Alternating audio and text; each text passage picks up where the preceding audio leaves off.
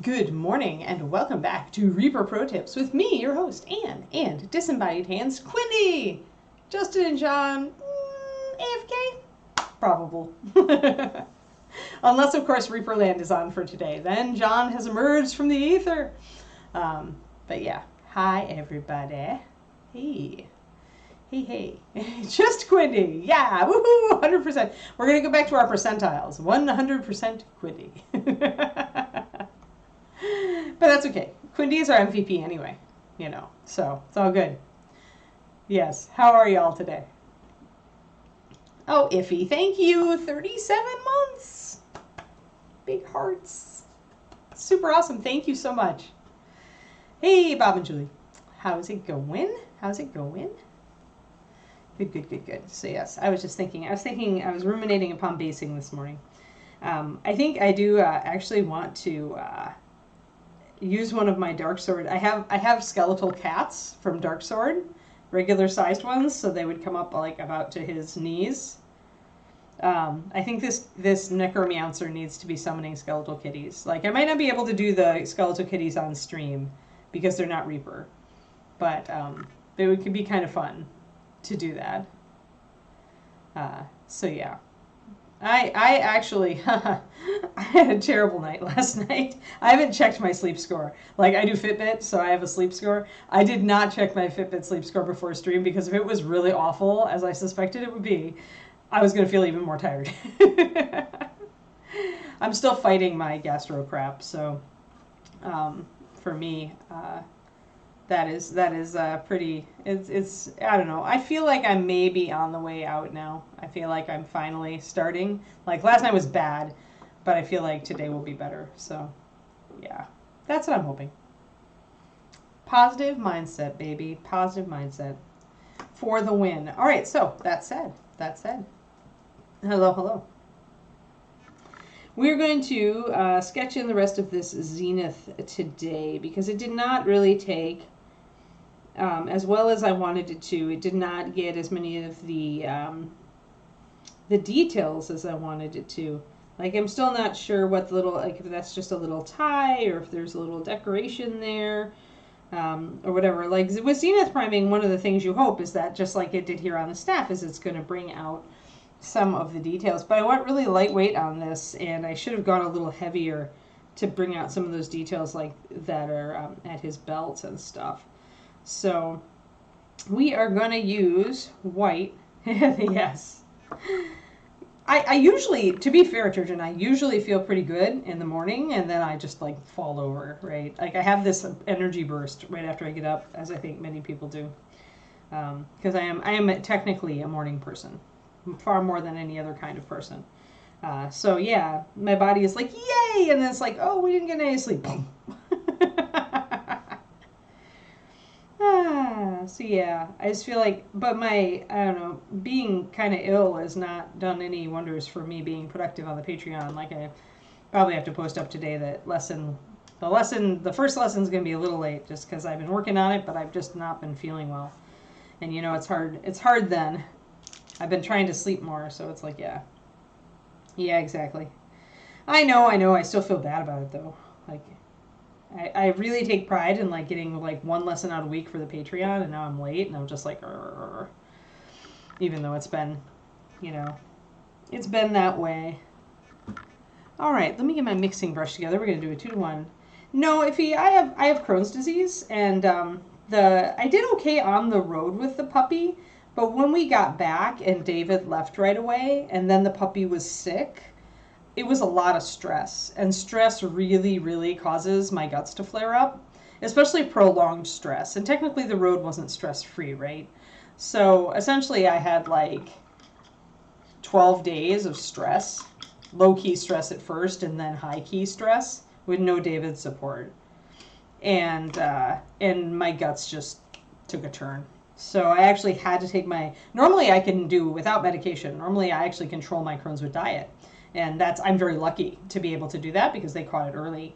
But I had to give in and take a med yesterday. And the meds don't do a great job on me either. So that's why I kind of do the diet thing. So today I'm kind of hoping at least the meds damp down the inflammation enough in my gut that I can go back to a regular diet and try to get through this all. But yeah, it's like, it's hard. Oh, even short-term stress can, like, if it's extreme Sephiroku, yeah. But that, for me, that's very long-term. Like, usually I know that stress is bad for me, and I manage it, right? I try never to have, if I've got more than a few days, stressful days, I try to take a day and just, like, detox. Because I know how it can impact me. So we're going to start sketching on the top of the head here. Now, there's fur texture up here, but I'm going to kind of ignore it. I am going to, like, do my brush strokes in the direction of the fur. But the top of the head is going to be quite light. So we're going to like spend some time bringing out his expression.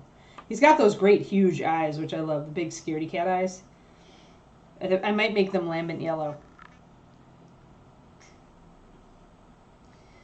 Yeah, so essentially my guts have been really acting up, which means like painful level gas at night, and it's just been bad. I haven't been able to sleep like well at all for many days now. So yeah, I'm hoping... That said, I'm hoping that I can get it back together this weekend. Puppy has her first puppy preschool class tomorrow. So I'm hoping that I can get some good sleep tonight and be good for the puppy preschool class. So that's going to be fun. That's going to be Kiki, like, meeting other breeds of dogs. Like, she's only met... Yeah, thanks, Corsair. I've been under the weather all week. I've just been putting a brave face on it, but...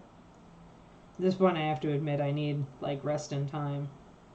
I'm very stubborn about things like that. I hold off taking meds because I know that the meds are not, like, the real long-term solution, and I don't like to get dependent on them. But sometimes we have to, like, just do it. All right, so really, really, really stark lighting on the top of the head. I'm hoping that now is the turnaround. I'm hoping that today will be the turnaround. I'm going to go back to my normal diet. Very high vegetable diet tends to be good for me, for my guts.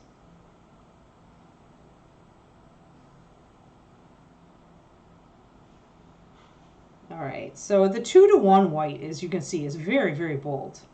And if I wanted to go a little bit more subtle on this, like if I wanted to really make the zenith a little less bold, I could go with 1-to-1. So I'll show you what that looks like. Let me just get that in my palette. Because 1-to-1 pure white still is pretty strong. Yeah, but we're all hoping that Anne has a good day. So one of Puppy's little ears is coming up. It's really adorable, but the problem is that she's got such submissive ears. Like, she's the earless wonder. She holds her ears back a lot of the time.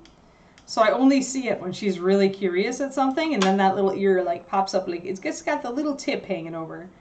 So I think at least one of Puppy's ears are going to go up. But if we ever see them, that's the question. Her mama was also an earless wonder. So it's exciting though. If even one of her ears goes up, it's awesome, because we weren't expecting that out of this outcross generation. All right, so gonna take the eyebrows out of the equation for now. We can bring them back in the future. I'm gonna get the little snout. So okay, guys, if we've got a necromancer on our hands, what color do we want to make our necromancer? And not black, because black just creates so many problems. Unless we do white markings.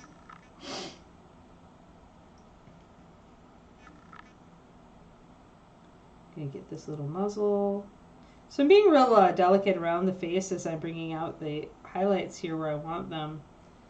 I'm leaving shadows still. I want to get these cheekbones for sure. And essentially what I'm doing is taking the zenith that's already there and bringing it out more, and so we can bring out that expression. I can tell that, Sam. I can tell you're very realistic. I see gray. Lots of gray. Yeah, gray could work. Gray could work. So working with thinner paint here lets you get really, if you've got a brush with a nice fine tip, it lets you actually get really precise in bringing out the details of things like the expression here.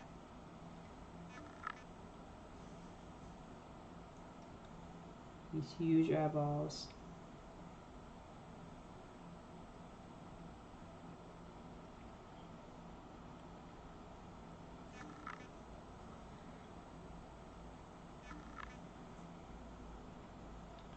I guess the first thing to think about is actually what color of robes do we want to do for the evil necromancer?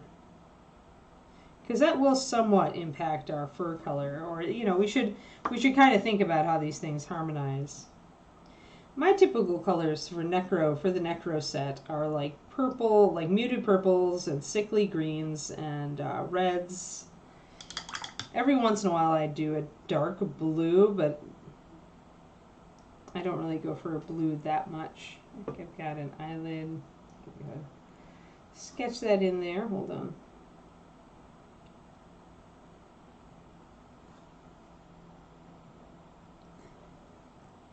We cannot make the cat wearing coffee. I'm sorry. A gray tiger cat with like purple and dark purple and red might work.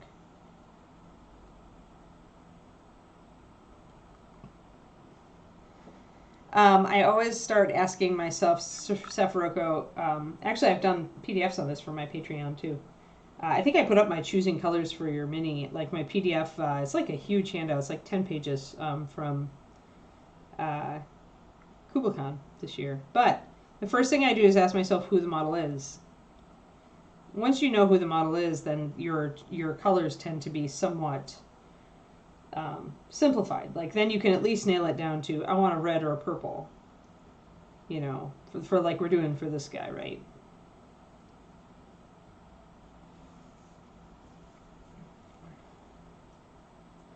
And once you have it down to like which color you want in general, then you can just look at your different options and see which one feels right to you. But like if you've got a fire mage, you've got obvious choices. You've got a necromancer, you have a range of choices, right? Like I said, you could go, if it's more of a plaguey zombie kind of necromancer, then you could maybe go with a sickly olive green and like an early green. And if you are going with more of an eldritch magic kind of necromancer, then maybe, or a necromancer, then you go with maybe a purple. If more of a blood magic, then maybe you go with a red, right? So, but we're thinking necromancer here though, Turgeon. Like, I'm definitely thinking necromancer. And I always base my colors, as I just said, on the character.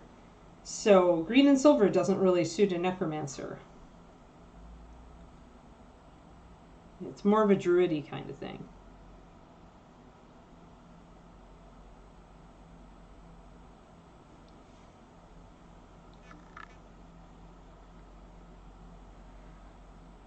Well, this is not a straight up mage though. That's why we're going evil.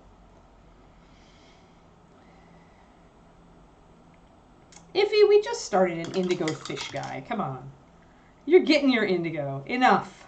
Although I will say indigo is valid. However, what I think of, okay, so this is a cool thing about indigo, guys. Indigo is a kind of morally ambiguous color. What does that say about you, Iffy? No judgment. I like to use indigo when I'm painting a character and I want there to be kind of a question between, is this character good or evil? Like if you're painting a character and you really kind of want them to be like, who is this guy? What is he doing? And do we trust him or don't we? I painted a wolfen that way. One of the confrontation wolfen. So big wolf dude, and he's got like a basket of runes, and he's got a scythe, and he's got a big skull helmet on his head. And I really wanted there to be a question with him of, is this guy a good guy or is he not a good guy? And indigo is a great color for that. You can mute it out and gray it out, you can kind of make it look weathered. It could be a good guy color, but it could also be a bad guy color. And so I find that indigo is great when you want that kind of anti-hero kind of look. I think that actually works really well. Oh, all right. Well then, judgment laid. Indigo being the morally ambiguous is very applicable. So I find that, yeah, because indigo, you can take it either good or bad. It could go either way. Most colors, I find, at least in our gaming society, right, have a definite like association with good or evil. Although you can take, if you partner it with, like, it can change depending on what it's partnered with, right? So if you're doing red and black, then you're kind of can be kind of evil. But if you do red and cream, that's been used in a heroic context. So you can shift depending on the color you put with a color. You can shift its implication. No, there's not, Pendrake. I don't want to pull. When I'm just wanting to take suggestions, but I don't want to actually stick to them, then, you know, I don't do a poll. I've done enough polls lately. This guy, most people suggested gray or gray tabby, and I like the idea of gray. Once again, I mean, necromancers can technically, there is like a loophole to make a neutral good death mage. So we could go with indigo and red. Or something like that. I'll think about that.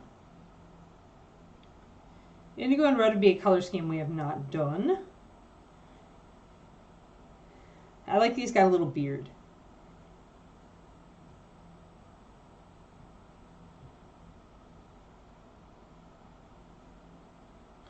Right. Yeah, that's true, Keltis. Yeah. Yeah, and I want something that is necromancery, right? I don't want to go too warm and friendly with it. I don't want it to be too warm and fuzzy. So here, guys, I'm going to kind of sketch over the fur. There's a lot of fur texture here. I'm going to pick it up a bit. But in general, I want the light to hit mostly the top here. So we've got kind of we're bringing out the head there. It depends on the colors, though. Russian blue would be a bad call if we used indigo because it would be too close. Do you see that? Too close to the fur color would be too close to the clothing.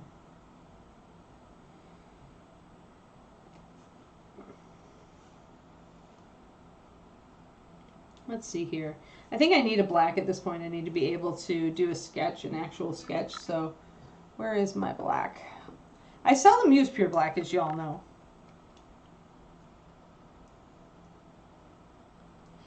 You could use a wash on the fur. I just tend to wet blend fur because I like the effect better. I don't like that the wash is going to... Okay, so here we go. So since we're using Zenith and since we want things on top to be lighter than things underneath, if I use a wash, it's going to bring in a dark shadow even on the top, right? So, because the dark will settle in the cracks and it'll darken everything up here. But I don't want that. I want the top of the head to be light. So if I do a wash, then I'm going to have to go back and correct it by highlighting over where the wash has settled in and bringing that color back up.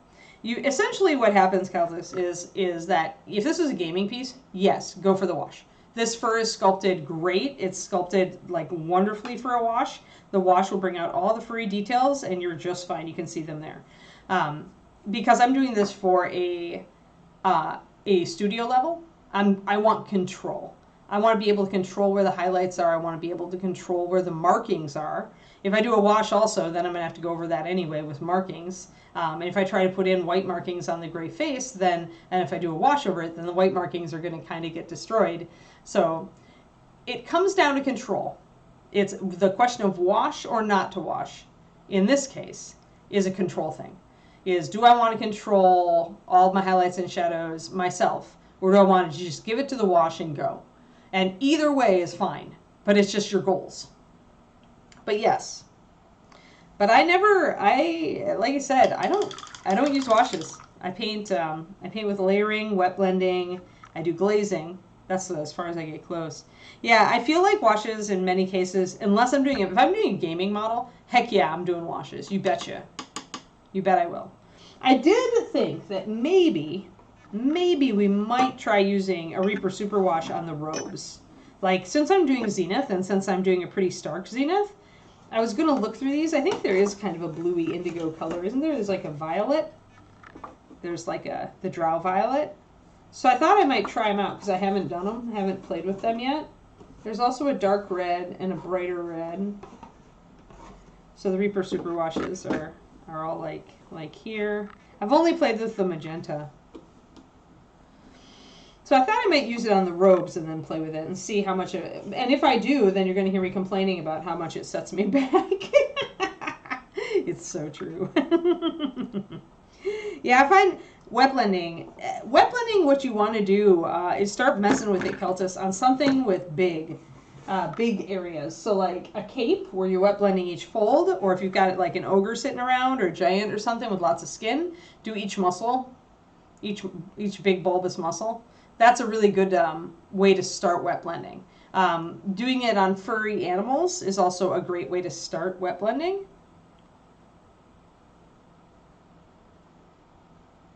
Teal and burgundy. Interesting. David would go for that. Agent Marvel. Actually, teal and burgundy does sound really good. Or teal and a brighter red.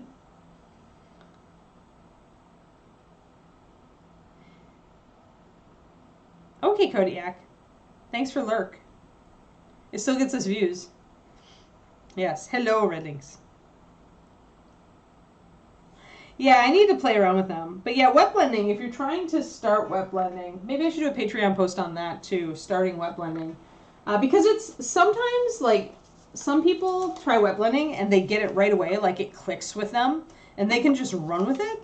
Marika was one of those people, Reimer. And then I once taught an 11-year-old kid, actually. I was in Madison for my last summer there. On my way to Golden Demons that year, and this kid, he didn't have the patience for a lot of stuff, but when he tried wet blending, it clicked with him right away, and so he essentially ran with it, and he painted I think he painted like a Salamander Space Marine, I can't remember, it was one of the Space Marines or Chaos Space Marines. He actually won a silver in Youngbloods at Games Day. So, no, wet blending you can do with anything. Yeah. In fact, I find it depends. So I like to put down a base coat before I wet blend. That way I don't have to worry about coverage over the top of the model, over the primer. If you do a base coat, you don't have to worry about coverage. You can use anything, any consistency of paint to wet blend. I tend to like to use a little bit thinner paint to wet blend because I find it keeps it wet a little longer, especially using it over furry animals. Yeah, fur is really, wet blending is a great way to paint furry animals. And if you're on my Patreon, go look it up. I think wet blending will bring up at least a wolf that I did, showing kind of, I always use wet blending to set up fur, like always. And yeah, there's my Patreon, patreon.com/paintingbig. I'm pretty sure we've done a wet blend for maybe the polar bear back in the old toolbox days. Maybe I need to do a furry thing again. Maybe I have to grab an animal and do a wet blend on here again. I haven't done it for a while. I did actually do gosh, and I don't remember which video it was. This is the problem with this stream and why the Patreon is a better thing for some of this. But I did actually clean a brush on camera here on Pro Tips at one point. Like it was a gunky, awful brush, and I used the the Winsor & Newton brush cleaner and restorer to bring that back. My bottle's warped because it got set in a car. So this stuff is magic. Now this is the big guns, guys. Okay, so when you've got a brush that is like gook to like you can see all the dark gook near the ferrule here, and it's starting to become solid, and it's like forking or poofing. That's when you get out the brush cleaner and restorer. But up to that point, if you rinse your brushes, if you don't leave them in the paint water, nose down. If you want to, you can use a little brush soap here and there, like the pink soap or the Master's brush soap or whatever they call it.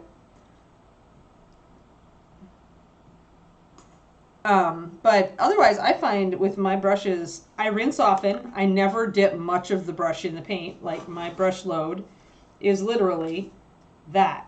And when you only ever put that much paint on your brush, at most maybe half, and then I'm unloading it. So when you only ever put that much paint on your brush, you don't get much paint going up here in the ferrule. It takes a long time to wick up to that.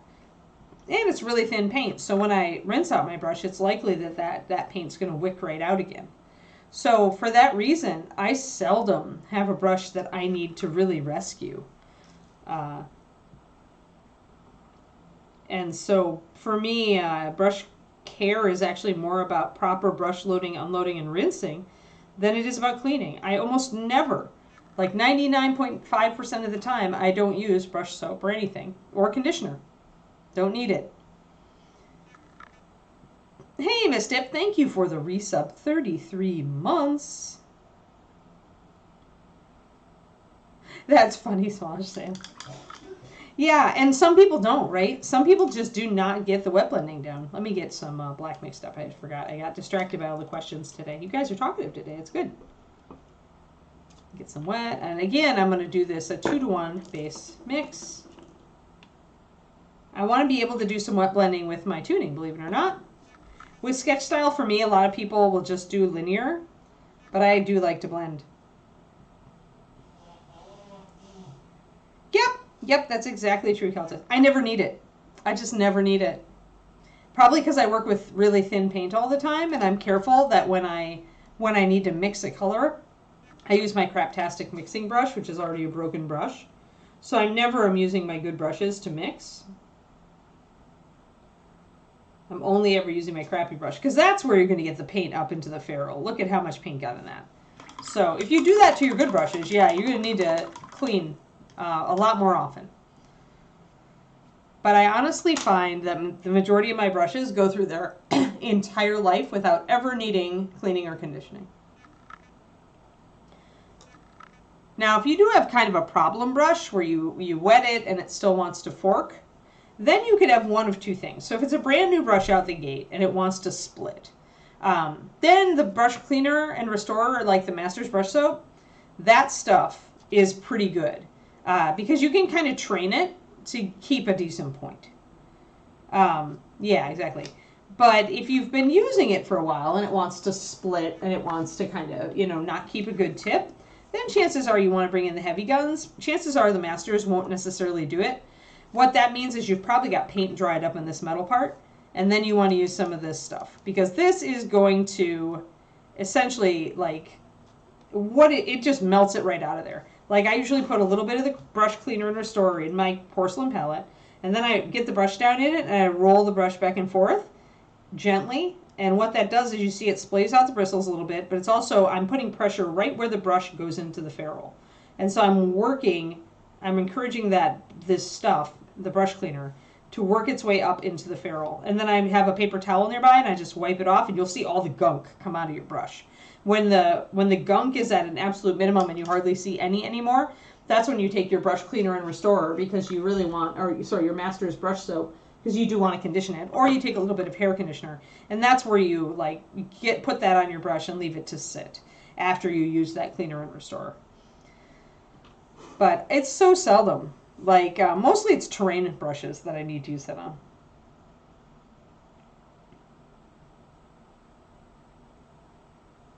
Yeah, so then that's the time, Keltis, to maybe look at your process and see if you care. If you just are willing to go through brushes, or you're willing to do the extra cleaning, then it's not a big deal at all. Then do whatever, do you.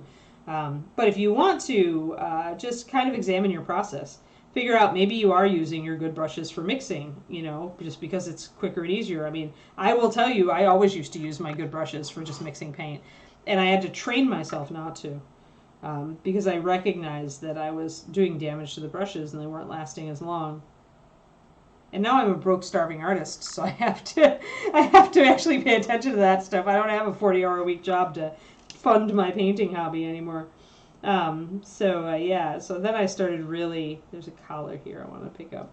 I started really paying attention to it and analyzing what I was doing, and using a different brush for mixing, and making an effort to load my brush a little more lightly.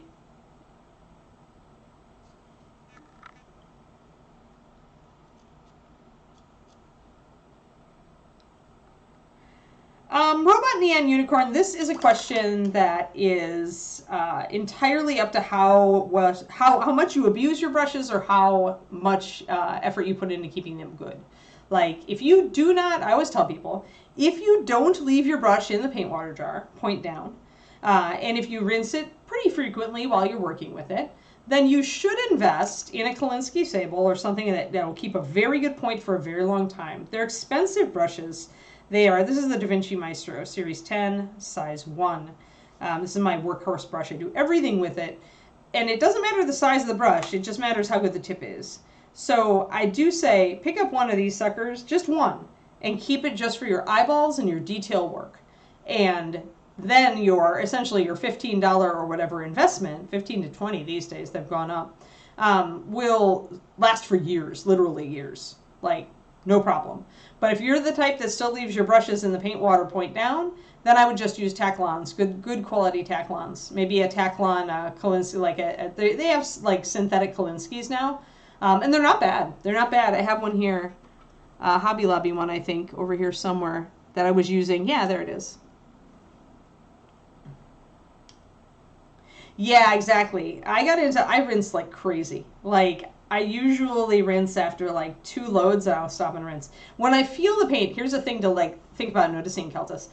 When you feel the paint get kind of tacky, sticky on the brush, that's when you rinse and reload. And maybe even add a little more water to your paint. Now, if you're using a wet palette, then, adding water to your paint's not going to necessarily be a thing, although you can load a little more water onto your brush before you load up your paint.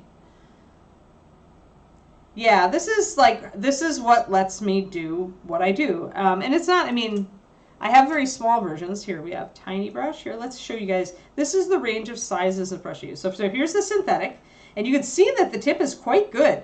When I've kind of shoveled it here, where I've made it, it's kind of flat on this side, and I've made it keep a very good tip. This is just a Hobby Lobby special. It's a Master's Touch. It's an 18.0 script brush, 2050 series, and it's a very small. It's an 8.0, I guess. So this is, and you can see, like, I know what size of brush that I like. If you compare it to the Kolinsky I normally use, this is very similar. So the difference will be that this one, the synthetic, is going to lose its fine tip much more frequently, like much more quickly than the Kolinsky. The Kolinsky will keep this perfect tip throughout its life as long as I take decent care of it. The synthetic will eventually start to lose that tip. It'll start to hook. So it's a much cheaper brush, but you get what you pay for, and you'll go through more of them. Yeah, you should not use tinier brushes. Like, the only time you should use a tiny brush, in my opinion, hold on while I get all my various succession of brush shapes and sizes that I use. The only time you should use a tiny brush is if you are using really thin paint, say to do like fine detail or layering, and you are finding that you have a hard time controlling the paint. That usually means you've got too much paint on your brush, and switching to a tiny brush will help you keep a less of a load of paint on your brush. Let's get all these guys lined up. These guys are very similar, but you can see the difference in the shape. And then I've got giant brush. I don't use giant brush very often, but sometimes. So let me grab giant brush over here. I never use the Series 7, actually. I'm a Da Vinci girl. I like Da Vinci and Raphael. But my favorite, if I have to pick between them, like if I was stuck on a desert island with one freaking brush, I would say Da Vinci. That's just the brush shape, and like I've never had a bad brush from them. All right, so here's giant brush. All right, so this is a mixture of Raphael's and Da Vinci's. Let me show you. Let me back up. Since we're doing like easy stuff like zenith mapping today, we can totally take a brief hiatus to go and talk about brushes. So here we go.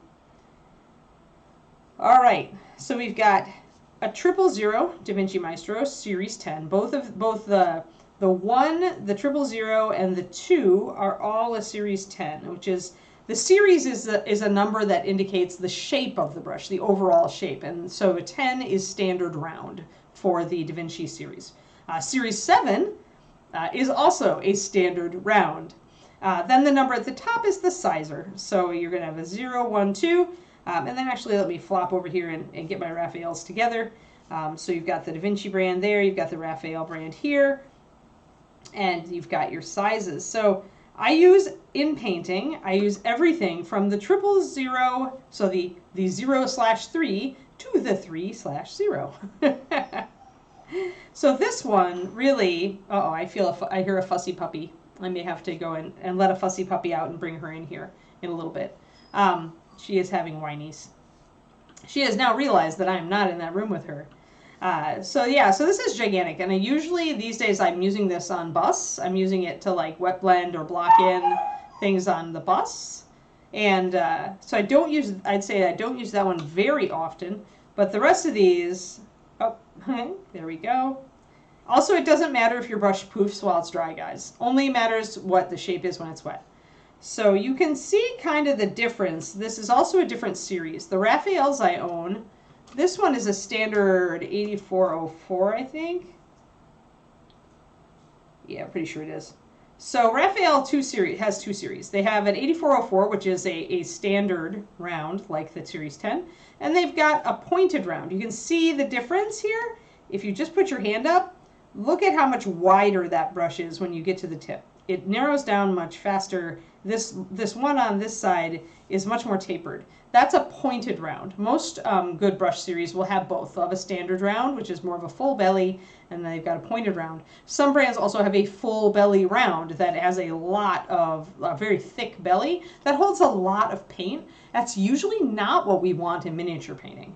So usually I would go with a standard round or a pointed round, depending on what you're doing. If you, oh, DaVinci makes some good synthetics, that's good. Yeah, they do hook. Yeah, all synthetics will hook, guys, and that's because those bristles are plastic. And plastic is not going to wear like a natural hair. Like, plastic is going to deform because it's plastic. It doesn't have the ability to retain moisture and retain its shape like a natural hair. So synthetics have gotten a lot better, as you point out. They'll manage to keep their shape without hooking a lot longer. But they still are going to hook, and then you're going to lose that perfect tip that you need for detail work. That's why when it comes to an intermediate painter, that's what I always say is just get one good brush. One good brush to use for eyeballs, mouths, lining, fine details, buckles, whatever. When you need that brush, you can see my brushes are drying out. So this does not mean it's a bad brush. All that matters is what does it look like when it's wet. Because that's what it's going to look when you've got paint in it. If it really bothers you, then yeah, use conditioner or masters when your brushes are just sitting around if you really don't want to see the poof. But a brush that poofs when dry is not a sign that it's a bad brush at all. All that matters is does it hold a perfect tip when it's wet. I honestly I do everything with this, the size 1. I don't use the small usually, unless I really need it. If you are trying to do eyes and your paint is flooding the eye or you're having trouble controlling it, then switch to the small brush. This is always the answer for the small brush. If you have trouble controlling thinner paint, switch. Otherwise, I can do everything. Technically, I can do eyes with this sucker because it's got the tip. Doesn't matter how big the brush is. The only thing that matters is are you thinning your paint a lot for the eyeball? And if you are, then you may need help controlling it if you notice that you are having trouble with that. That way, that's when you switch to the little brush. So that's really thinner paint, thinner brush, thinner paint, smaller brush, thicker paint, bigger brush. That's why you see a lot of wet palette painters like Sergio Calvo Rubio. You see him using a ginormous brush a lot. He's using a wet palette, he's using thicker paint. He likes thicker paint. And for thicker paint, you do want a big brush because you're going to load up all that thick paint on the brush. And if you put thick paint on a small brush, it's going to dry right away. But if you have a lot of thick paint on a big brush, there's enough moisture there to keep it going. So that's why the thick paint and big brush works. But again, you take a real skinny thin brush and you load it up with thick paint, it's going to dry on the brush really fast. So if you've been noticing that, say, your paint is drying on your brush pretty fast, maybe thin it a little bit more. Then when you start to thin the paint, the big brush becomes a huge liability because now you've got all this fluid, all this water in that paint. And that water is just going to be all up in this huge belly. So when you try to do something precise on a model, it's all going to flow right off the brush. And that's when you're going to see lack of control. So that's when, if you're thinning your paint, you lay that big brush aside, you go with your thinner, smaller brushes. Depends on the series, Maze. I mean, honestly, right now, I say I have an ideal set of 3. There is no 5. Unless you want to get a flat for terrain. And maybe if you work on busts or monsters, maybe get a big one. But right now, my ideal set is DaVinci 000, maybe even 00, but 000 is actually pretty good. 1, 1, and 2. or double aught 1 and 2. I would actually like for this to be just a little bit bigger, so I'd say double aught, but I have the triple aught, so that's what I'm using.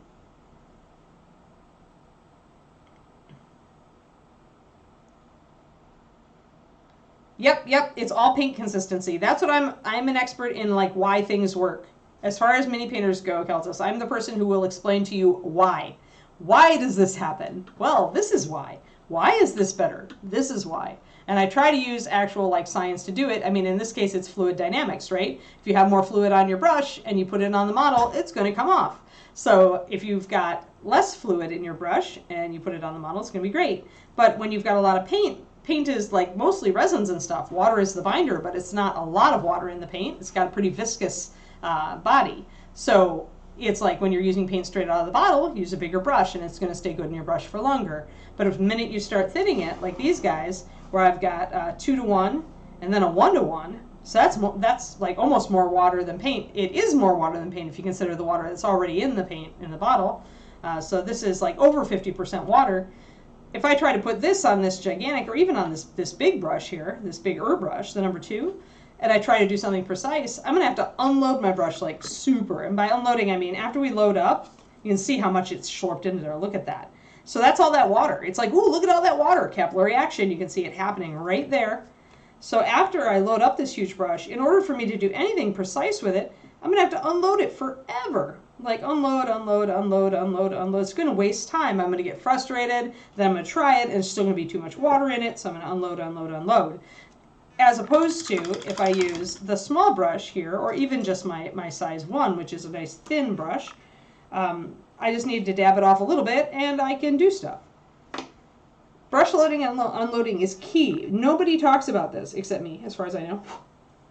But the mechanics of mini painting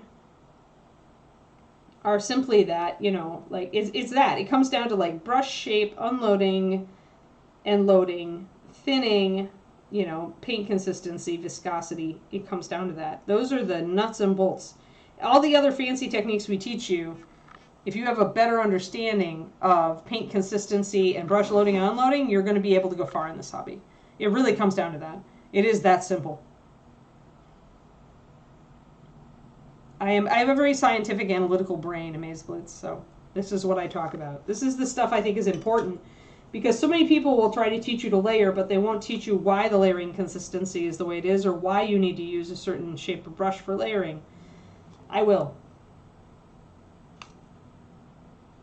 And you know, once you know it, once you know this stuff, then you can start, like, you can totally break the rules at that point. Like, absolutely you can break the rules at that point. If you're like, you know, oh, well, I don't need to do X anymore, you know, I can make it work. It's like, well, that's because you've gotten more expertise in, you know, layering or in whatever. And now maybe you can use a big brush with thin paint, or you can, you know, do whatever. As long as you know why it works and you know, you've gotten experience using it, then you can push the boundaries. It really is a thing. And yeah, there's definite science to it.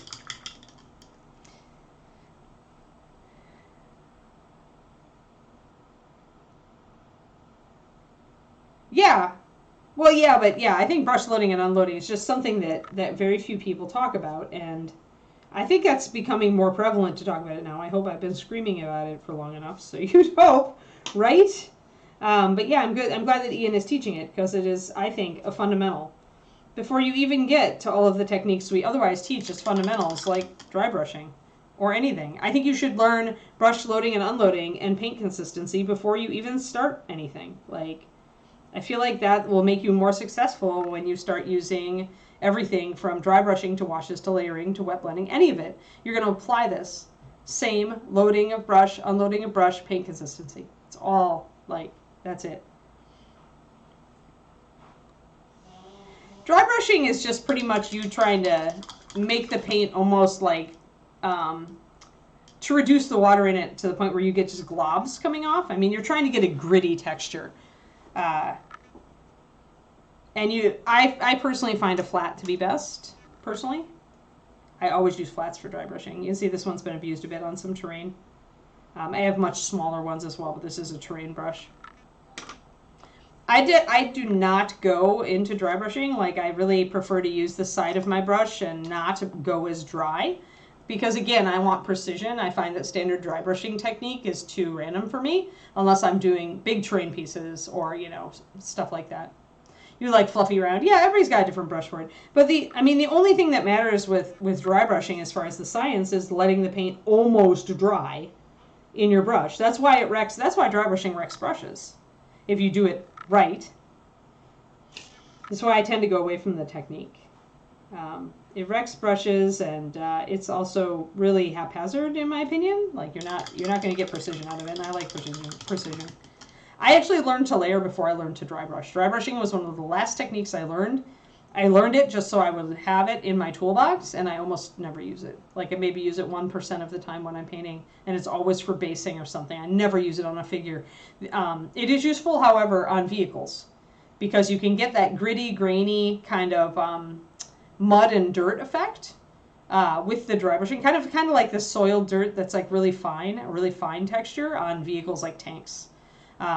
So dry brushing really useful. I mean, a lot of vehicle people really use it. So it all depends on what you're painting. But with figures, I almost never use it.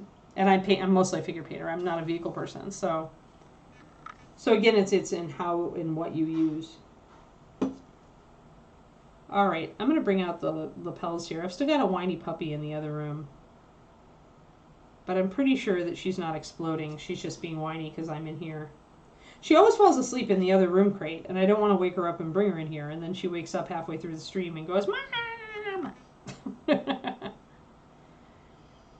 Yes, dry brushing is easier with a stiffer brush, and that's because you want those bristles to put some pressure. Like, okay, so let me demonstrate. Good point, Agent Marvel. You want a stiffer brush because when you have really dry paint, you actually have to use, and here's the thing where I was actually doing a dry brush. You have to press really hard at the end to get that paint off the bristles. Like, you really have to press. So if you're using a really soft brush, it's just going to collapse under that. So the synthetic is absolutely better because you get those stiffer bristles. And so when you're really pressing, you're not going to, the brush will stand up to it. The brush will help you with this.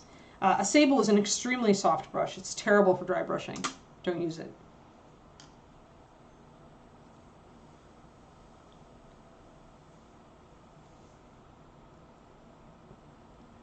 Yeah, that's what the GW dry brush is. I've got one actually right here. GW Small Dry Brush Games Workshop. You can see it is a domed kind of, you can see that the top is fraying too because it is a synthetic. But you can see it's got that domed shape. I'll loosen it up. There we go. So it's more like that. It's like a stiff domed synthetic. This is a really stiff synthetic here, by the way, because it is made for dry brushing. But because it's Games Workshop, you will pay for it. You probably could do just as well as just going into a craft store and picking up something that's a decent synthetic. So yeah, so that would be like the brush mechanics as far as that goes, as far as dry brushing goes. But yeah, I have used dry brushing on this show. I actually used it on Mushroom Queen, but she's not here to show you anymore. I used it to do her cap because there was a lot of texture, and I decided why the heck not. I dry brushed on the zenith underneath it to set up the highlights. I want a lot of light up here. Now I'm kind of paying attention to where the light would fall and keeping it in mind here. I'm going to leave a lot of darkness down here. I may do some gray. That's why I've got my black here so I can bring up a little bit of highlight down here, but have it be darker than the highlights on the top.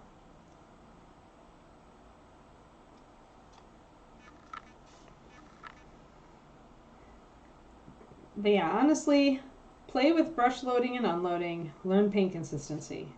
If you do those two things first, you will be a great painter in no time. Because it really is. Alright, so he does have sleeves. That's what I thought. This is a sleeve.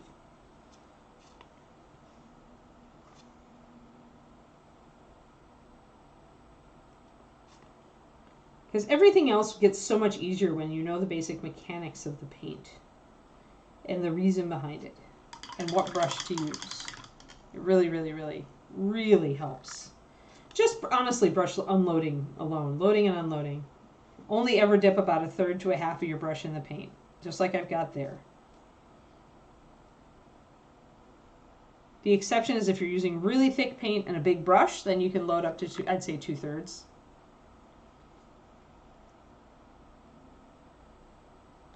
I mean, if you've got, Sable Ice is still going to be too soft, probably Twistedoma.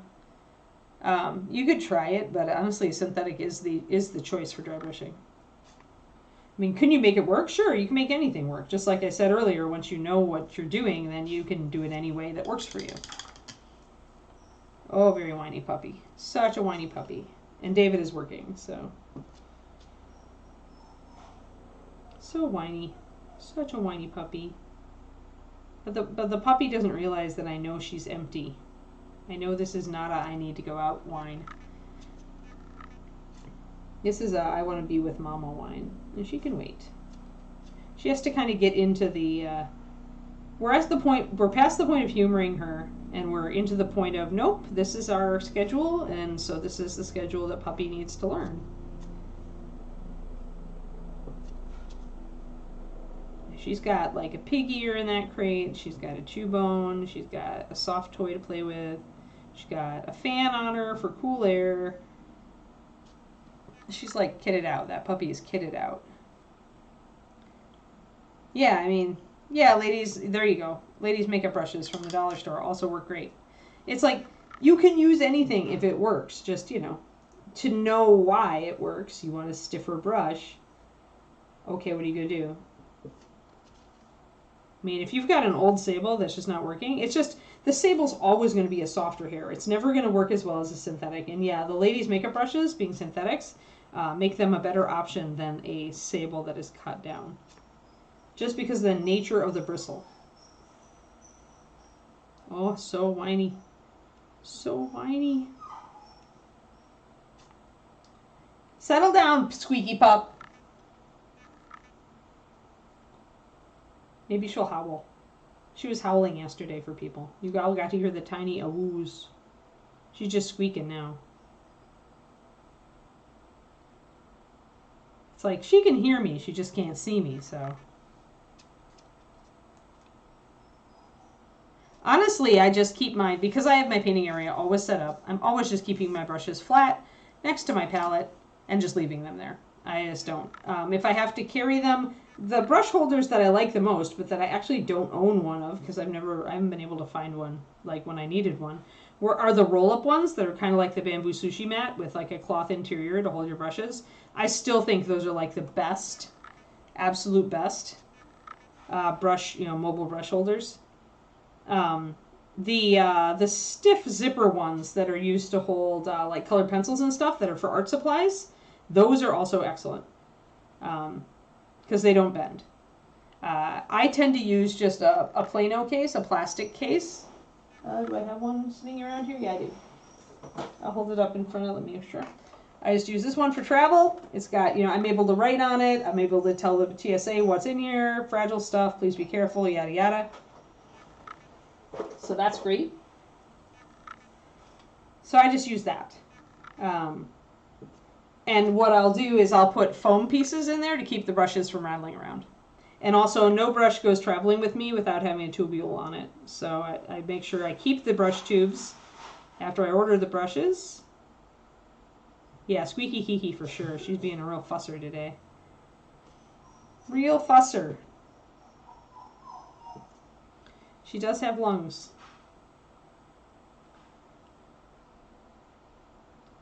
But, I mean, she knows we're here. She's fussing just because she can't get to us. So it's not like she's alone.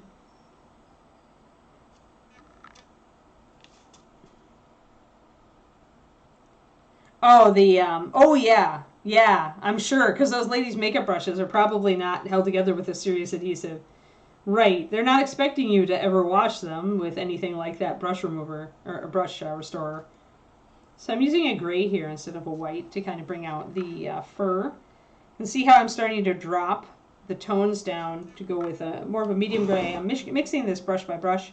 But you can see the color that I'm going with here. Against the black, it still looks very pale, but everything down here is more gray. You can see on the sides here. Yes, very much so. Kiki thinks David is awesome. Kiki wants to eat all of David's shoes. They are awesome, and his socks, and his pants, everything. He is. It's helped having him home this week, but he is still such a novelty to her. Like, she totally is like, I want to play with you in like the worst possible way, and I'm going to use all my dingo teeth. So he gets a little frustrated because he really wants to pet her, but she's like not at the petable stage. She is at the I want to play with you stage. Play, play, play, play, play. Everything is a toy, including your hands.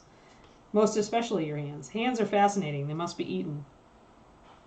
That is where our puppy is right now.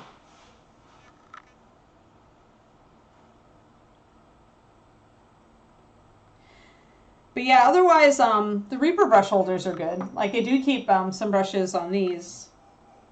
But usually you just want to keep them straight. If they're in any place where your cat's going to get at them or your kids are going to get them out or whatever, like try to get them out of reach. If your cat has access to your painting table, then put the tubules on them and try to store them in a drawer flat. I've got a flat drawer down here that pulls out under my art table. Yeah, just use a shampoo conditioner. Use a travel conditioner. Human hair conditioner is the cheapest option, obviously. Don't pay for some expensive brush paste. Play, sleep, eat, poo, repeat. Yep, pretty much. Pretty much. She does do training though. She knows give paw now. She's pretty reliable on paw. She knows sit and down very well. We're learning spin in a circle.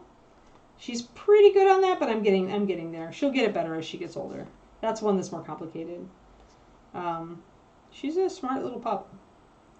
A very smart little pup.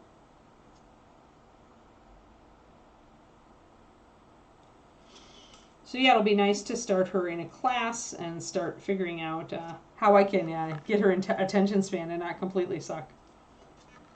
Because I'm sure it will. She is a butterfly brain. I'll give you that. She's as bad as my Blazy. My Blazy, Kiri's daughter. She was a butterfly brain. But she was also a princess. This one's a diva. Blazy was a princess, but she was a very refined dog. She was like, oh, woe is me. Whereas Kiki is like, oh, heck no. And then after, you make it evident that she's going to have to deal with it, then it's like, oh, sulk. That's the puppy I have. But she will put on the diva face. She will try to make it extremely difficult for you. The bath was fun. Like, next time I'm just going to wear a swimsuit. Because I honestly I was from neck to knees, guys. Neck to knees. I mean, a conditioning brush paste, honestly, probably has just regular old oils and additives in it that's a lot like a human hair conditioner. The thing to remember is that brush conditioner is never going to work on a synthetic. That's like the thing that like it's never going to work, because in order to have a conditioner work for your brush, the brush needs to be capable of absorbing those oils and conditioners, and a plastic brush is incapable of this, so it's never going to work on your synthetic brushes. A lot of people don't realize they'll pick up a brush because it's very clever nowadays, and a lot of these synthetics look like a sable. Like, if I take my sable and I put it next to this, they're pretty close. They're pretty close. They're even like making the tips darker and everything. But this is a synth, and if I try to put conditioner in it, it's going to slide right off, or it's just going to leave grease on the brush. So if it doesn't say sable, guys, it ain't a sable. That's the thing to remember. They always say sable when they are, because it's a selling point that they can raise the price for it. Oh, my brush is getting tacky. Time to rinse. And it's time to bring out more light down here.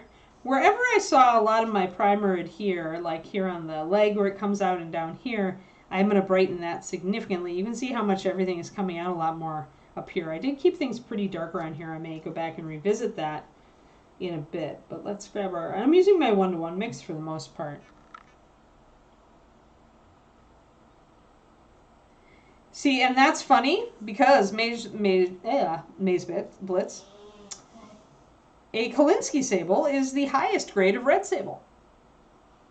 So it depends on the brand. And it depends on the grade, and it depends on the marketing ploys. So you can't ever assume that red sable is lower, because some red sable is higher. Although in that case, it's probably going to not be called red sable anymore. But yeah, this brush is the highest grade. So I think there are either 10 or 15 grades of red sable. Kolinsky is the top 2 grades.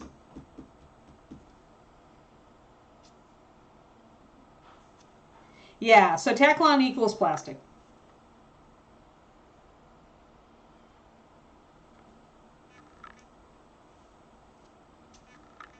And all sable brushes, I'm going to go out on a limb here. I may not be correct on this. I need to check it. But last I checked, all sable brushes were red sable. Like that is the type of animal. Well, except for, because technically Kolinsky is a red sable, I believe. Like red sable is not a species. Red sable is just like a branding designator, I think.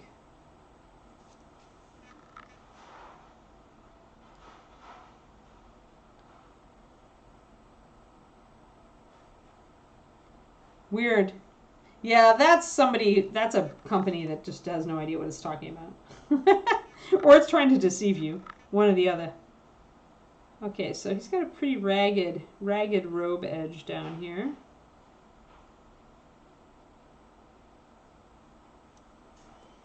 So here's what I'm going to do some wet blending. I'm going to actually bring in my black a bit. Oh, now the puppy is playing with things. Either that or she's banging things around to show us how displeased she is. It could be either, really. Puppies are funny things. They so badly want to control their environment. They're like humans. They want what they want. So a little bit of wet blending in here to try to blend this white and the black. And honestly, when you're doing a black to white blend, which sometimes is true in non-metallic metal steel, doing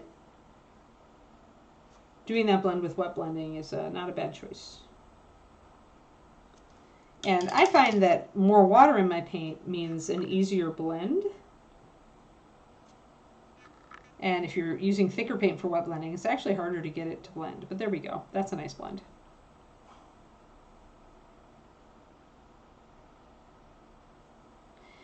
Yeah, I don't have trouble getting, I haven't had trouble getting Da Vinci or Raphael yet.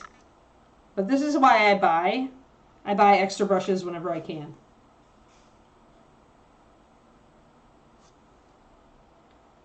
And I think it's kind of silly. It's like, yes, it's an animal, but it's a nuisance animal. Like, weasels are evil. I just don't get that whole thing. Weasels are one of the few animals in nature that kill for the joy of killing. I have heard that Rosemary & Company can't export.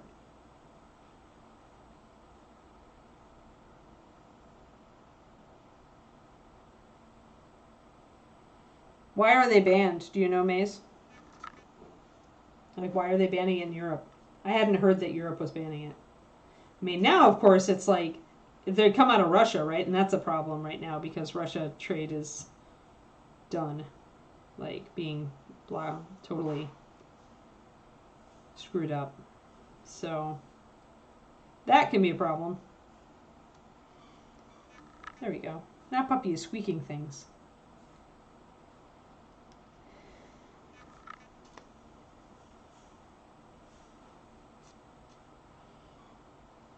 Puppy's got her squeaky toy. That's good. Alright, so looking down here, I am going to do not dry brushing, but I'm going to gently drag my brush top over this and try to figure out whatever all these details are. I think what I've got here is some ragged cloth hanging down, and then a loincloth essentially. So if I just drag my brush down over the surface, I can bring out more detail. I don't have to do a dry brush where I'm just like pressing the brush and getting it really dry. I just need to really lightly use the tip when I've loaded it up. So Such a whiny puppy, my lordy sakes alive. Normally she sleeps during this time, but I probably didn't give her enough out crazy time this morning because I just wasn't feeling great. So now we get whiny puppy during the stream. There we go. So we got that brought up. Yeah, I'm curious why Europe can't, why Kalinsky's getting banned in Europe. Because I hadn't heard that. And I know I did hear that on the USA side, it's essentially somebody in the Department of Fish and Wildlife got their undies in a bundle over it. So I've got a little chain here. Then I've got a little bit of cloth.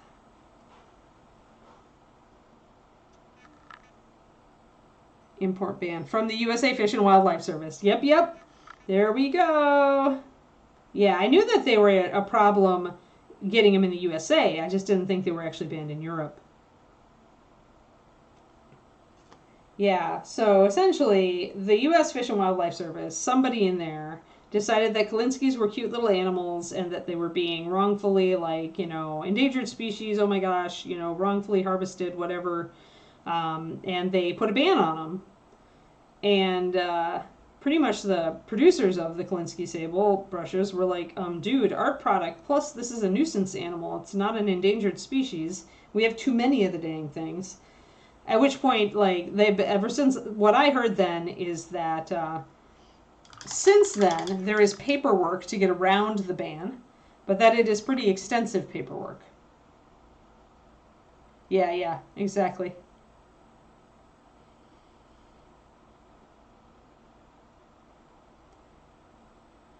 Yeah, well, yeah, I can believe. That I can believe. That I can believe. Because farming animals for fur has never been, a humane industry. But you know what? Man, I don't know. I need these brushes. It's a hard call.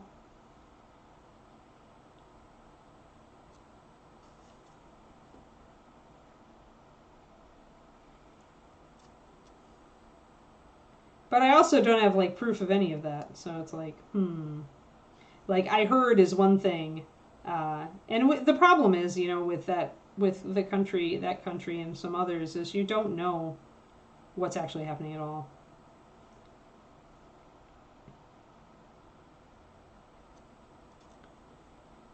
So it's I don't like to make hard decisions on hearsay if it's going to impact my business, essentially, right?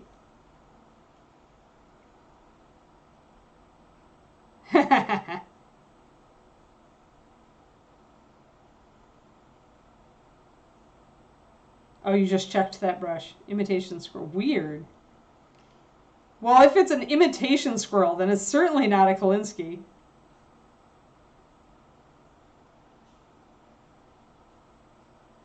Mage, the science and synthetics has come a long way, but unfortunately, they're never going to be able to match the shelf life, I think, unless we get some really good nanotech going on. There needs to be a way to make they either need to make it not out of plastic or out of a different plastic. Because what we really need is something that's not going to abrade like synthetics typically do. We need something that's going to hold its tip.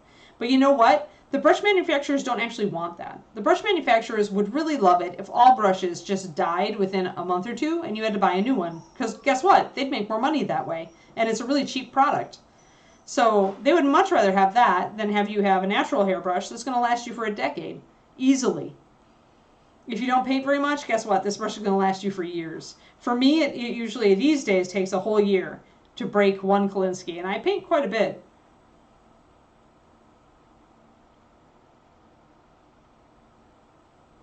Yeah, there's still plenty on Amazon, right? Yeah, see, I think that the business is more likely to go, we would make more money without this, plus it's a pain in the butt. So the only question is, and they're raising the prices on Kalinskys, right? So the question is, will the price raises, will Kalinskys stay around, but the price will become prohibitive?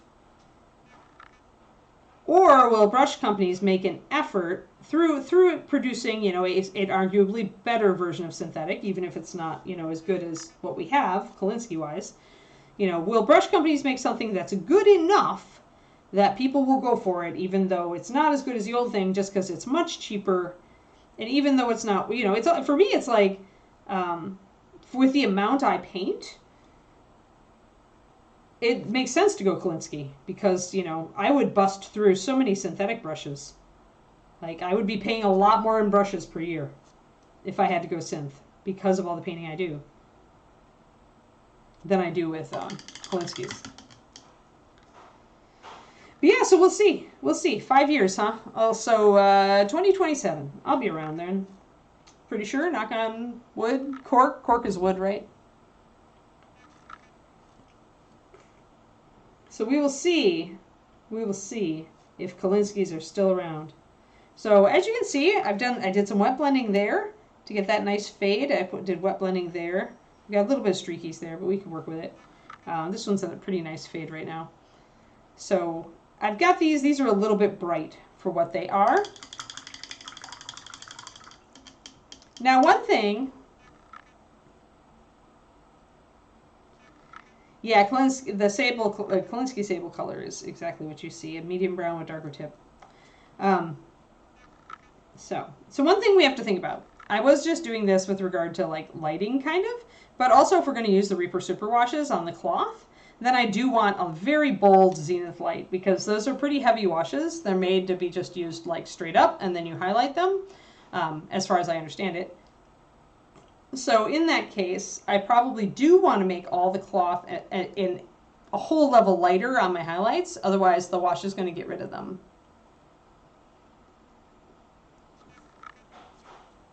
Yeah, all I know is that I'm buying up a lot of Kolinsky sables right now. I want enough Kolinsky sables to last me. Like, my nephew's kids will end up inheriting my stockpile of Kolinsky sable.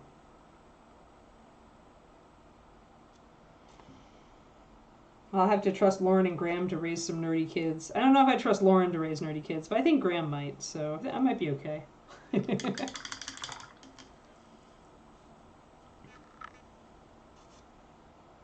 Alrighty, but we've got that. Now we can see that we've got legs, we've got this. I can see a mold line that I totally missed. That sucks.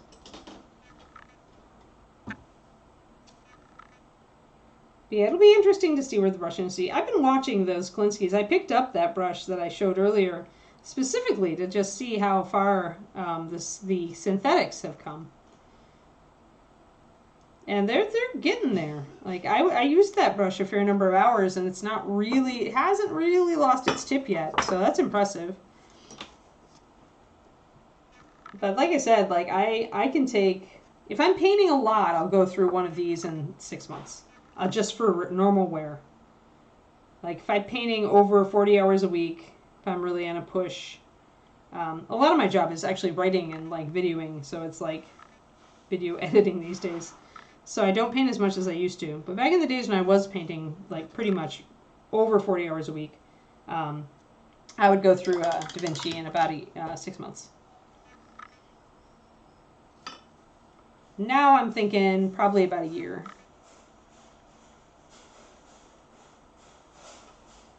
This is Series 10, size 1 is my go-to brush for DaVinci specifically. Other brands I would have different answers. If it's Series 7, then the answer is 00. Oh, that puppy, she's so bad right now.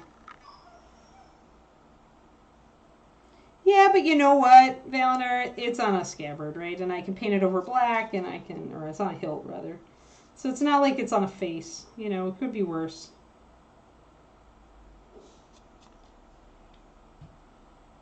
That puppy's so fussy. Fussiest puppy ever.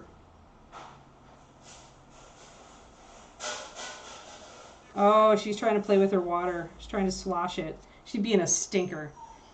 That puppy is being a stinker. Pardon me while I go and investigate if she's splashing water all over the floor, okay? 1 second. This one I actually have to deal with.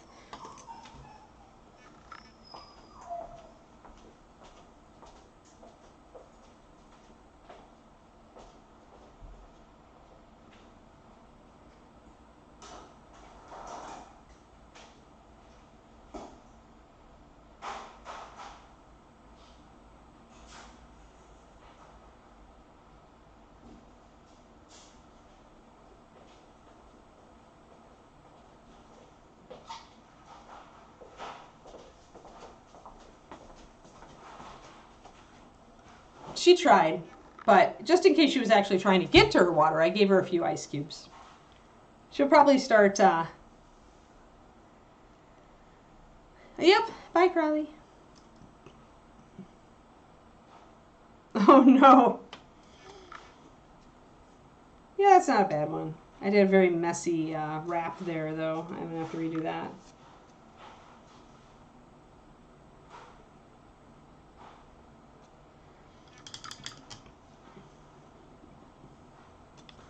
But yeah, we'll see. And now my paint's getting a little thicker. It's taken a while because it's actually pretty cool in here this morning. But I do need to add a little bit more water to my wells. Usually I just add 1 brushful. That's about 1 drop. It's about what I tend to lose in evaporation over the course of the stream. Sorry about the migraine, Melander. Glad I don't get those. I have enough other stuff. I think if migraines got added to my load, I'd just give up. Oh, all right. Now we'll get Whiny Puppy again in no time once she's done playing with the ice cubes. All right, so I'm going to start with black here, and I'm going to blend it up.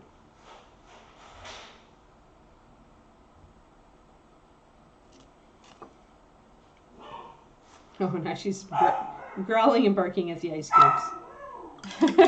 Yeah, this is bored puppy time. 0, 3, and 4. I would say 0. 0 is a useful brush in the 8404. Actually, very useful. Very similar in size. The 0 is very similar in size to this Da Vinci that I like, if it's a Raphael.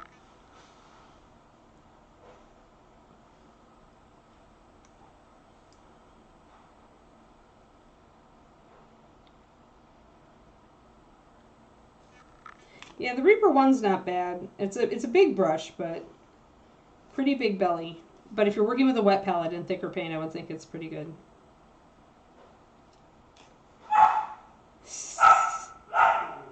Now she's barking and howling at her ice cubes. Yeah, puppy just wants to play. She wants to get out and play. She's like, I had my nap, I'm done. I want to get up.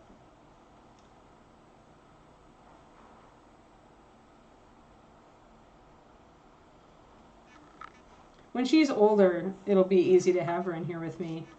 But it's like while we're trying to establish like the schedule. The problem is she's too big. She can like put her paws up on the gate now and get at the wires on my computer. And this is the dingo phase, so let's do some fur texture here. Just a little bit of fur. Oh, there's a howl for you. Yeah, the 2 is good for base coats on bigger models. I've totally done that.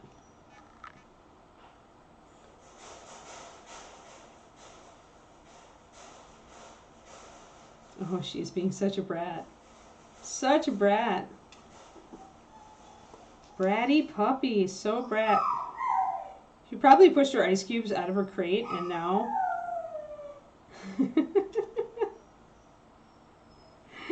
Oh, my. Oh my, such a diva. Like, he's such a diva, you guys. This puppy.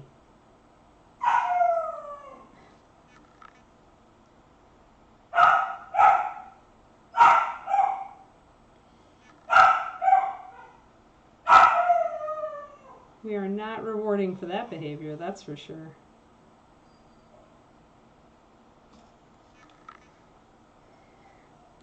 This kitty cat is coming right along. We'll be able to like start painting. But maybe we'll get to a, you know what? Let me get the back of this done in. What cloth color? We were gonna maybe do a dark teal, right? A dark teal with red. Let me see what I've got in here. Got a green, I know. So we've got a green, and we've got a blue, and we have a black. We have a leather brown. Do we have a black in here? Did they do a black superwash? They didn't, did they? Fools. Oh, the fussiness of the puppy. I'm gonna have to add I'm gonna have to add black in if I want that. Maybe I'll do it that way. Should be able to like tune the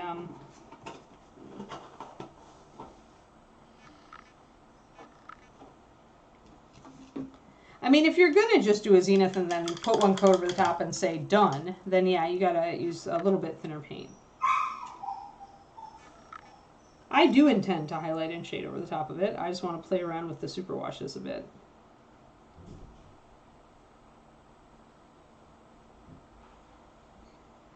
Keep wondering if David is going to come out or if he's just going to ignore her.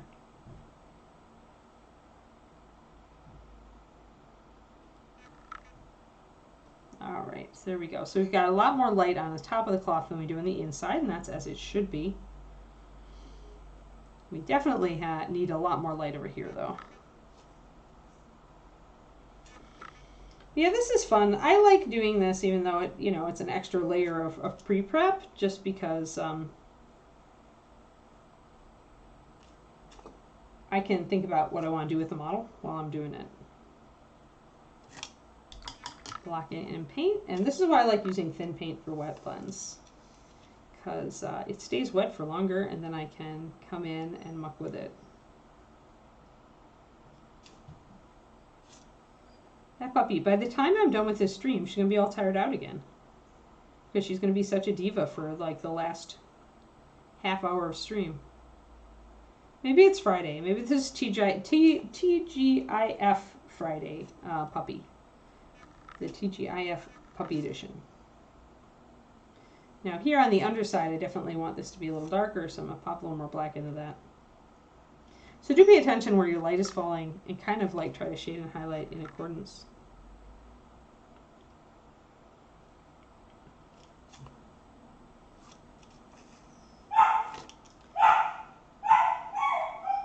Oh my gosh. It's so hard being a puppy, guys. So hard. How does any puppy survive? Oh, she gets tired, Rathmore. After 2 hours, she'll fall over. And then, you know, she'll sleep for an hour and a half to 2 hours. She just didn't get her usual sleepy time this morning because I was not feeling well. So she ended up with being in her crate a little earlier. And David and I also wanted to just actually eat breakfast without a puppy, like, you know, in our faces. So, like I said, now is her difficult time because she has to figure out. We're really figuring out our schedule now, so we're not letting the puppy dictate the schedule anymore. For the first bit there, I was very much kind of working with her schedule from the breeder to make her a little easier to handle because it was just like, it was an easy way to go, but now she needs to learn to get used to our schedule as, you know, David is going back to work. He's working from home today. He's actually feeling better. That's nice. And so she just needs to learn that she can't have what she wants all the time. She's not going to take to it well because she's a diva. But yeah, super hard life for a puppy. Super hard life. She would have you believe it. She would have you believe it. Never mind that she has a pig ear and, you know, a squeaky toy and, you know, a soft blanket that she can totally play with and I won't care, and a fan in a nice cool room, and she can still hear mama. That's half the problem. So yeah, so this is more of a dark, because you can see this would be in shadow because the arm and the tail are over it. So I'm going to keep that darker. You can see the difference in light here. That means if we do a super wash, this won't show up as much. Yeah, I mean, the problem is the barking is self-reinforcing. It releases tension, and when the dog is bored, that's what it's going to do. It's hard. Barking's a hard one. I feel you, Rathmore. Barking is a really hard one. Especially because, you know, whenever a dog gets into a thing, it can become a habit, and then it's super hard to break.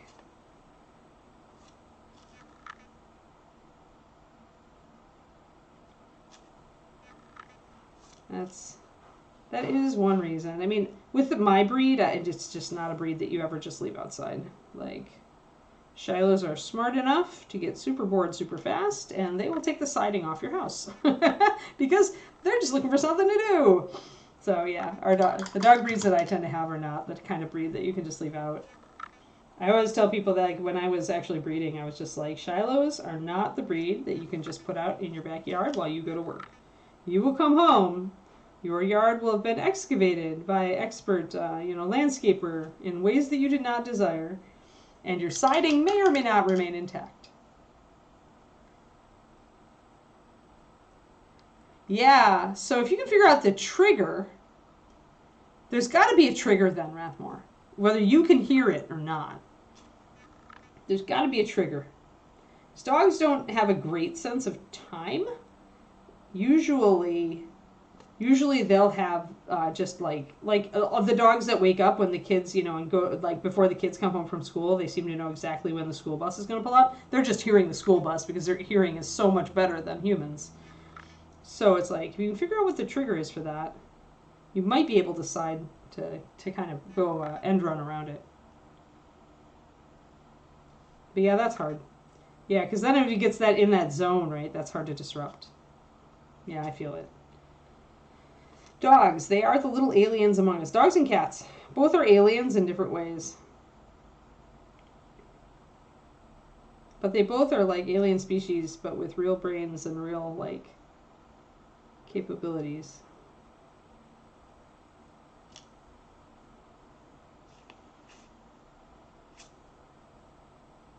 It's fascinating and it can be frustrating.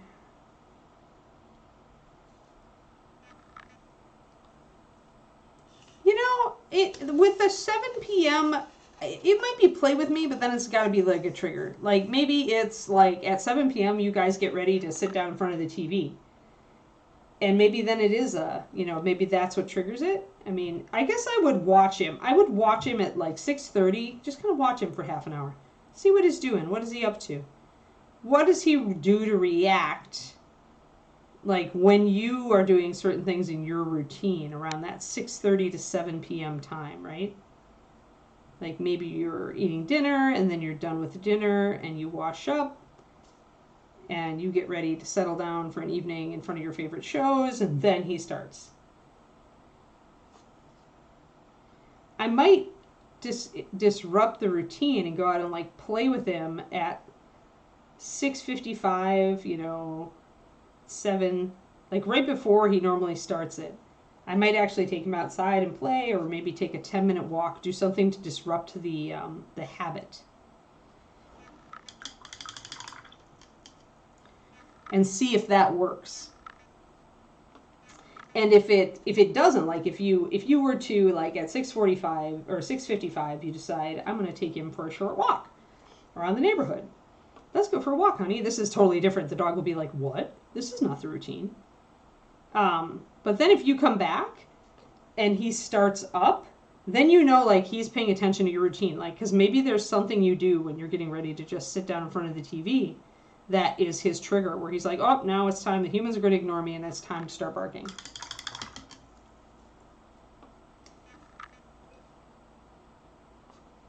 Whereas if he barks if you take him out for that walk and he's still like kind of like seems to be listening and then he barks, I would say that there's something that he's hearing during that time of the evening, something that happens elsewhere in your neighborhood maybe, that he's maybe triggering off of. That he can hear that maybe you can't. And then maybe the answer is to get kind of a white noise generator and see if that can disrupt it. Like, but if you really want to figure it out, I would pay attention to what he does 6:30 to 7. See what he's doing. If he's watching you, or if he's more focused on the outside, if he seems to have a lot of extra energy. I mean, especially if you're at work all day. I don't know if you are. I don't know if you're retired or not. But if you're at work all day and you come home at 5:30 or 6 and you eat dinner and you sit down on the TV, the dog is probably just wants to, like, he has energy. He wants to do stuff. And that could be it. His barking is his way to let out energy.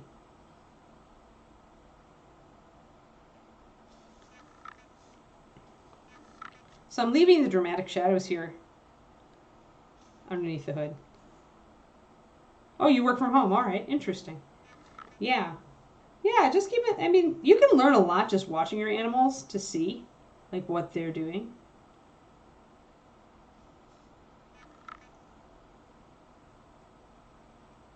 See if there's any like little ritual thing that you do that triggers it regularly, or, you know.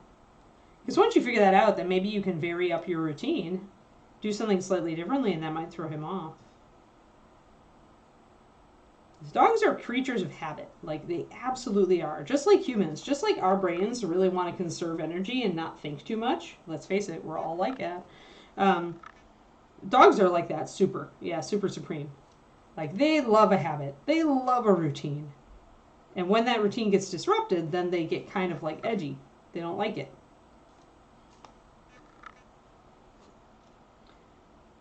So usually if a dog is like doing that sort of thing, it's like it's part of a routine and there's some trigger for it, just like with a human habit.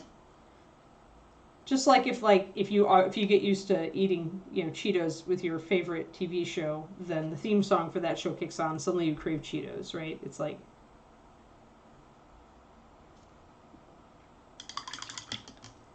yeah, dogs absolutely have rituals, and they do not like it when they are disrupted. Dogs like to know what's coming. They're even more than some humans, in my experience. Dogs really love, like our dogs would give us, they'd come out, Curie and Leo would come out, and if we were staying up too late, they would come out and give us the stink eye, and then they would put themselves to bed. They'd be like, what the heck are you doing, humans? This is not the way it works. You are not in bed at the appropriate time. It was really ridiculous. Yeah, I believe that cats can have rituals. I mean, my cat had a ritual. He's like, I meow at mom at 2 in the morning. She throws some food in my bowl to distract me, and then she goes back to sleep. That's what my cat's ritual was.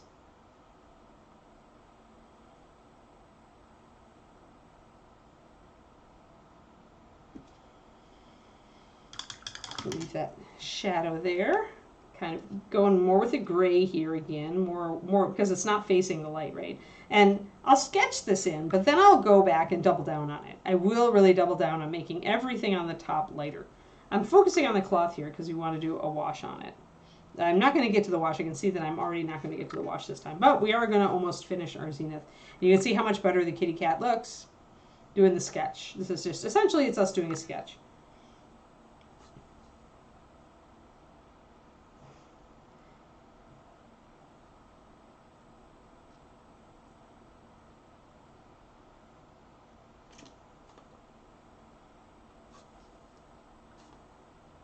But yeah, I once had one of my puppies, one of Curie's puppies was having a behavior problem where she felt like she had to protect their young children. And so she would bark and lunge when a strange dog came close on the street, or not even close, it was escalating. So I had to kind of, the funny thing was that the dad of the family was in counterterrorism. And so when I explained, you know, there's going to be a sign that she's going to do this. You think it comes out of nowhere, but if you watch her, you'll see that there's a sign. She'll fixate, and then she'll do it. Because I went to the vet with them, and I watched her behavior. And he's like, oh, and I'm like, hey, and then you just have to interrupt that behavior. Like, essentially, when she fixates, you interrupt her loop. And he's like, just like with counterterrorism. And I'm like, yeah. And so he totally turned that dog around. Because once he understood that there was a sign, that there was a trigger, and that she would give him like that little second of warning and he could interrupt that habit, then she wouldn't do it. So yeah, it's a lot of the time it's like figuring out like this stuff doesn't come out of nowhere. The hard part is when where it's coming from is something we can't see or hear, right? The dog senses it and we just can't because we don't have their senses. That I think can be the hard part. Like dogs that start to trigger at an approaching thunderstorm before we ever hear it, you know. Then it's like, what's up? And then the storm rolls in.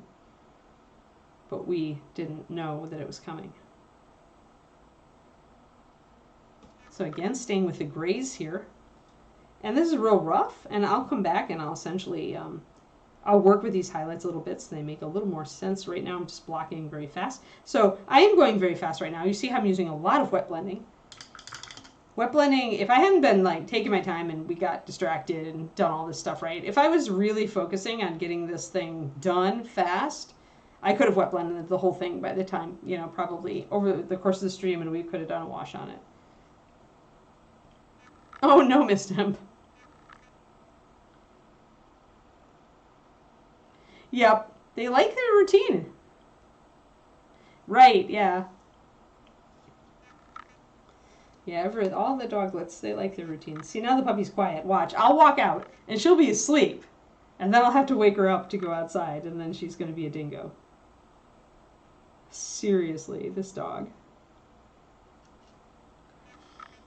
So I'm going to bring the fur out a little bit here. Now, this is not a dry brush. I'm using a very good brush, and I'm using just the side of the tip. I'm not going tip down, but I'm kind of like you would with a dry brush. But I have very little paint on my brush. I'm unloading it a lot. So essentially, I mean, I always kind of called this side brushing, but it's doing a dry brushing technique, but with a damp brush. It's not going to wreck your brush. You're essentially just using a very unloaded brush, but with thin paint, to go over the top of the surface and pick out the texture. I used to do this a lot on hair. I still do it on fur sometimes, to pick out highlights. It's just pure white, Roger. It's always pure white for this. Because pure white is the strongest white, and I still get a strong color when I thin it to a nice consistency. It's a rare day that I'm using any white but pure, if you see a white, an honest to gosh white. Because I think it's a superior color. There we go. Got the tail. So yeah, we'll be in good stead by the time we come back into this. I always called it just side brushing, but yeah, you could call it damp brushing, you can do whatever, but I mean, it's just essentially, if you unload your brush a lot, but you're using thinner paint, and then you just use the side of your brush, you can get a lot of the same results that you'd get from dry brushing, only it's controlled. So I don't have to do that crazy bloop, bloop, bloop, bloop, bloop, back and forth and get everything all around it. I can just pick out the texture in one small area. There we go. And then we see the texture. All right, I'm going to call it, it's 1/4 We did not quite get to the washes, but I'm going to figure out how to make a dark teal wash, I think. I'll probably be doing a lot of black. We'll probably mix, we'll mix the Tempest Blue, we'll mix the Emerald Green. We'll mix those together to make a teal. And then we'll see, I'll kind of look at it and I'll kind of experiment with how much black I add to take it down. We'll do that actually all on screen, so you guys can kind of see how I would tune a wash like this. Because there's no reason you can't mix these, and no reason you can't kind of shift their colors just by adding other paints. So yeah, so there we go. I managed to survive the stream. Oh my gosh, stretch, it's Friday, thank the Lord. Woof, woof everybody. Yeah, we'll have fun. So on Monday we're back to Ghosty Girl. She's so cool. I may do a little bit of a lantern glow from her, but it'll be real soft. It'll be real soft. She is getting painted in kind of muted colors, which could let us do kind of an evening effect.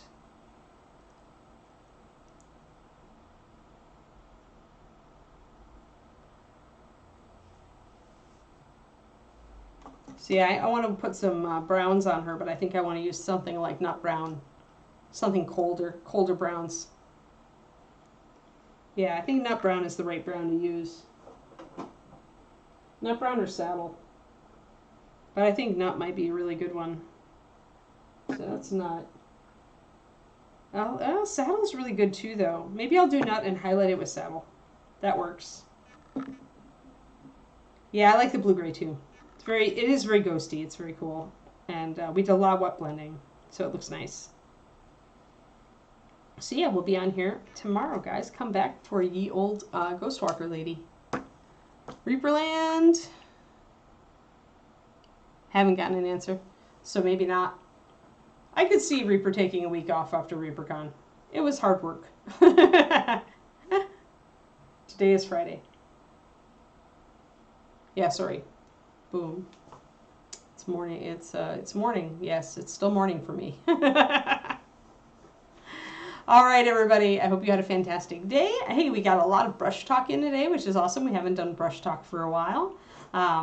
I am happy about that. And yeah, next time we'll be doing this lady, and when we come around to Cat Guy again, we'll do some messing about with the Reaper super washes and see what we can do with them, both in just mixing them and in playing around with adding a little bit of paint to them as well to tune it. Yes, I am off. I'm going to have to fall over. Probably going to take that silly puppy out now that she's quiet, right? All right. Thanks, everybody. All right. Yep. Have a good weekend. Bye-bye.